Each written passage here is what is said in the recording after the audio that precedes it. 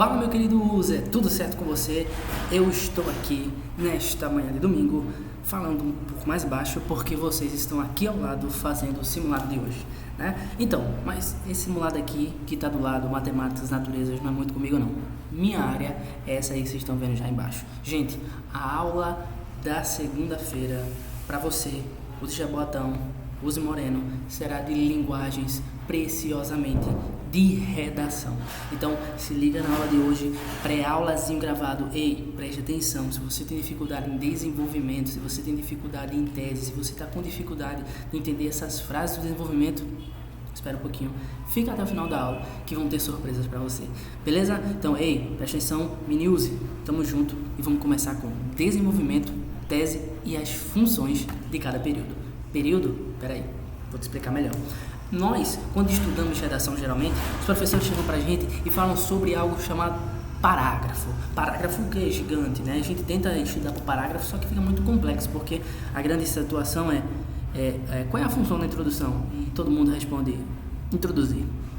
E aí fica complicado porque você não entende realmente quais são os objetivos da introdução em si, né? E a gente falando sobre desenvolvimento, a gente fica sem entender também, né? A única resposta da gente é desenvolver. Desenvolver o quê? E melhor, o que é que eu tenho que colocar no desenvolvimento, né? Lembrando que o desenvolvimento, ele tem auxílio de todas as competências, né? A competência número 1 que fala sobre a situação gramatical, a competência número 2 que fala sobre a colocação de áreas de conhecimento diversas, a competência número 3 que fala sobre a argumentação e tese, e a competência número 4, que fala sobre conectivos. Além disso, também tem o auxílio da competência número 5, que além de avaliar a conclusão, avalia o seu fechamento, ou seja, avalia ali o seu último período do desenvolvimento. Tendo isso em vista, temos aqui com o material da nossa querida professora Bianca, e hoje usarei esse material aqui para explicar um pouquinho para vocês sobre desenvolvimento na redação do Enem. Beleza? Não se esqueçam, deixa um comentário aqui, qualquer dúvida, deixa um comentário, tanto aqui no site vocês têm a opção, tanto no WhatsApp, estamos como bancos 24 horas, beleza? Vamos embora. Desenvolvimento e suas funções. Vamos lá, sumário, o que é que a gente vai ver na aula de hoje? A gente vai ver pontos a serem discutidos, que é o que é desenvolvimento, o que não é desenvolvimento. Então a gente às vezes tá ali naquela ideia de eu sei o que colocar, mas eu não sei o que não colocar, e é importante você saber também o que não colocar, beleza? Então vamos embora. Terceiro ponto, período de desenvolvimento. Gente, essa daí é a parte do foco máximo, hein? Parte mais importante da pré-aulazinha de hoje é essa do período de desenvolvimento, beleza? Na prática 1, na prática 2, nós vamos acabar pulando essas partes, porque essas redações são redações um pouquinho mais antigas, a gente sabe que houveram algumas mudanças das redações, né, de lá para cá. E por último, as responsabilidades do autor, que é uma parte muito legal também, então preste atenção em todo o pré-aula, é rapidinho e dá um embasamento muito legal para na hora da aula a gente praticar desenvolvimento de verdade. Beleza? Vamos embora. O que é o desenvolvimento? Temos objetivos e temos metas a ser cumpridas. O objetivo é apresentar a defesa de um ponto de vista, ou seja, de acusação, dentro dos limites dissertativos argumentativos. Para isso a gente precisa lembrar o que é dissertar e o que é argumentar. O primeiro ponto é que dissertação tem a ver com a competência número 4, que fala sobre conexão de ideias. Ei, conectar, conectivos, início de período, parágrafo e oração. A argumentação tem a ver com problematização, que necessariamente começa a se formar no seu desenvolvimento, a partir do momento que você tem uma tese e começa a debatê-la no seu desenvolvimento, certo? Então temos essas duas situações para entender, e essa defesa de ponto de vista. O que seria isso? É basicamente quando você faz um desenvolvimento, você está tentando demonstrar para o seu leitor, o leitor da sua redação, que o que você está falando é realmente real, é um problema em questão. Por isso que eu coloco todos os elementos que a gente vai falar já já. Beleza? Aqui embaixo tem melhor explicando para vocês a diferença de uma frase sem dissertação, sem conexões, e uma frase dissertativa, ou seja, aquele período que tem dissertação, que tem conectivos. Beleza? Ei, se liga no conectivo e não perde a mão. Beleza? Continuando, temos o que é um desenvolvimento. Temos para argumentação, né? Construção que utiliza-se de informações, fatos e opiniões. C3, acusação com problema, né? Tinha falado no início da aula para vocês. Defesa do ponto de vista, logo não existe argumento sem área de conhecimentos para toda a sua vida em geral, tá certo? Se você for jogar um argumento para alguém, se você for dizer que alguém está errado ou alguma coisa desse gênero, lembre-se de utilizar uma área de conhecimento. Ela serve para embasar o seu problema, a sua problematização. Beleza? Competências envolvidas, como eu tinha falado no início da aula, todas essas competências, esse material fica disponível para você pausar o vídeo e ler o material um pouquinho também, beleza? Metas: apresentar ao final um problema que possa ser solucionado de maneira qualitativa a médio e longo prazo. Não esqueçam disso. Muita gente está tendo dificuldade, meninos, na situação de tese, problema, solução. Você não pode, de maneira alguma, começar a sua redação sem escrever. Você fica lá pensando, seu TDAH vai atacando e você não faz absolutamente nada, não pensa em nada. Comecem a escrever o que tem na sua cabeça e os seus pensamentos acerca do tema. E não se esqueçam da grande conexão entre tese, problema e solução.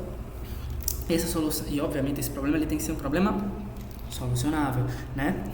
Como está escrito aqui. Então, coloquei o meu problema, ele não é solucionável, preciso de outro. Coloquei outro, não é solucionável, preciso de outro, até eu perceber que talvez o problema não esteja no meu problema em si, né? Minha questão ali, ela está na escolha da tese, talvez eu tenha até que mudar a tese, mas o pensamento sempre é esse, não é você, pensei na tese, bacana, depois eu penso no problema e depois penso na solução. Isso tem que ser pensado automaticamente, tudo junto. Você precisa dessa ligação entre todas essas partes para conseguir definir o que você vai falar. Por isso que a gente fala, né? Pensa primeiro na estrutura, nos problemas, tese, problema, solução, para depois pensar em áreas de conhecimento, beleza? Então, meta para você na redação é essa aí.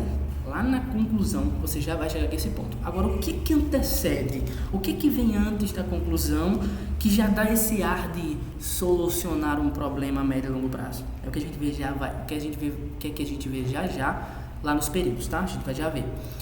O que não é um desenvolvimento? Um texto expositivo. Gente, apesar de lá no período da área de conhecimento você ser expositivo, ou seja, você não precisa dizer que na série Stranger Things os alunos saem de casa e não vão à escola, pois sua mãe é irresponsável, evidenciando assim a evasão escolar de alunos do ensino fundamental. Não, você não precisa de toda essa explicação da série Stranger Things. Você precisa afirmar, né, e expor a série, demonstrando o porquê que você coloca a série, o que você está utilizando ali de embasamento, né, qual é esse embasamento, para qual problema você está utilizando. Então, se eu tenho um problema que será, por exemplo, a evasão escolar, né, eu preciso demonstrar que a série Stranger Things, ela demonstra a evasão escolar, não qual é a parte, quais são os personagens, não, eu preciso dizer. Então, como demonstra a série Stranger Things,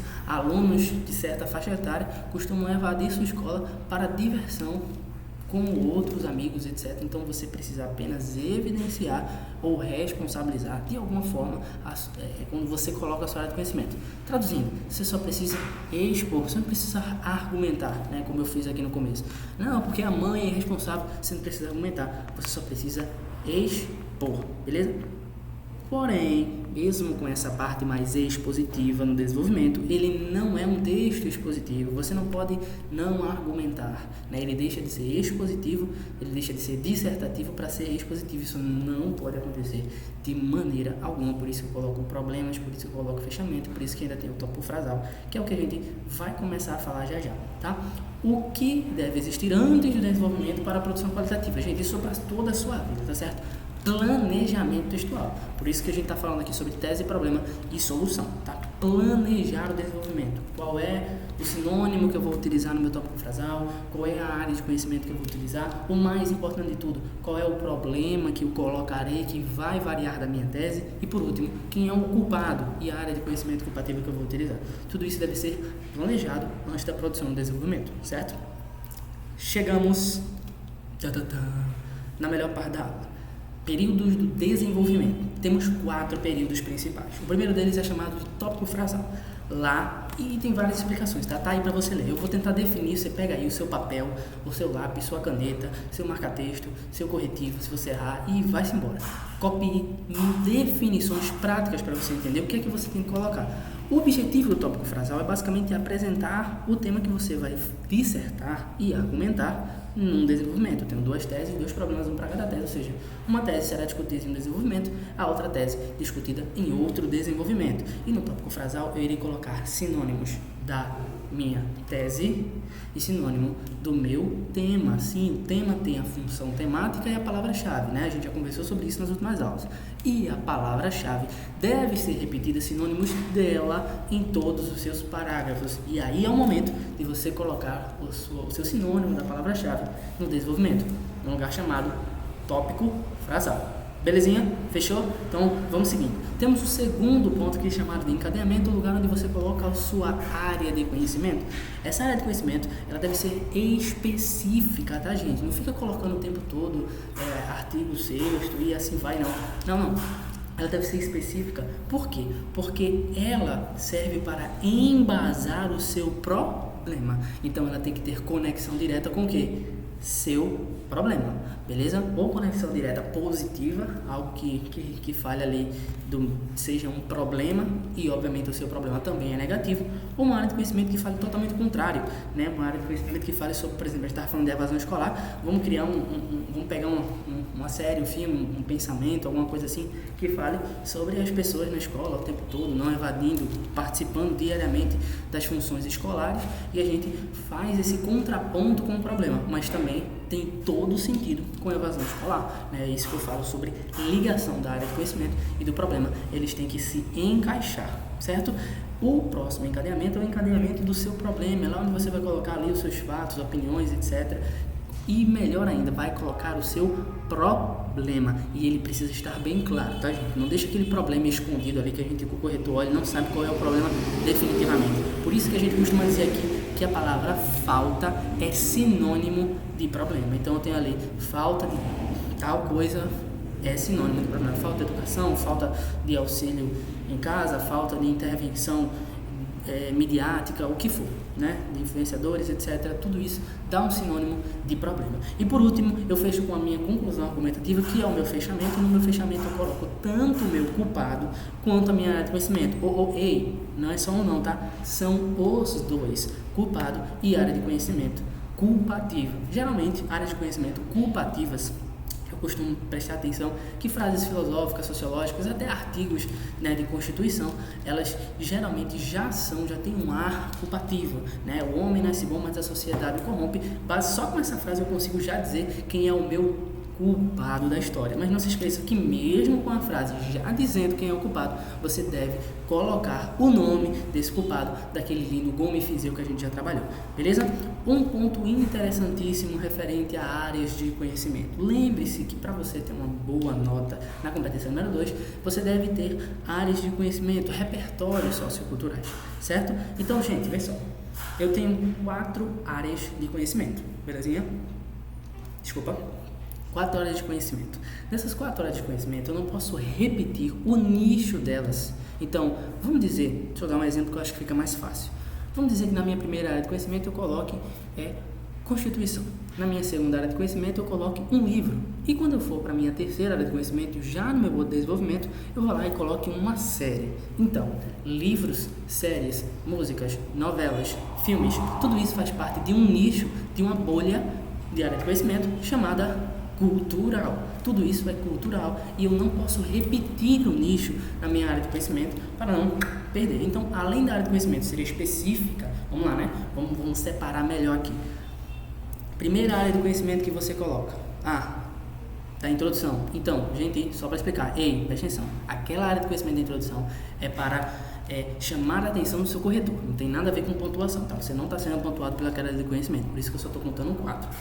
A primeira área de conhecimento do D1 e a primeira do D2 servem para embasar o seu problema. Logo, elas precisam se conectar com o seu problema.